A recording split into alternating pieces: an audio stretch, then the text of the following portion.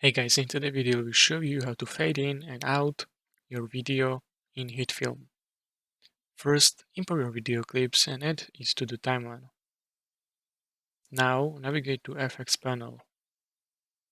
In the search box of the FX panel, type fade. Drag the fade color effect from the search result and drop it at the very beginning of your video clip to create fade-in effect.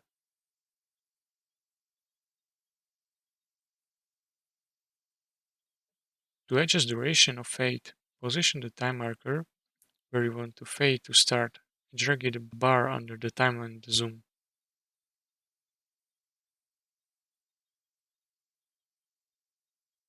To fade out, drag the fade color effect at the very end of your video clip. To fade between two clips, position the fade color effect at the cut between the clips, so that is centered on the cut. You can also change the color of your fade. Select the fade transition on the timeline. In the controls panel, click the color box next to color and choose desired color.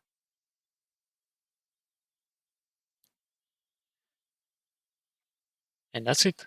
If you found this tutorial helpful, please consider subscribing and liking video.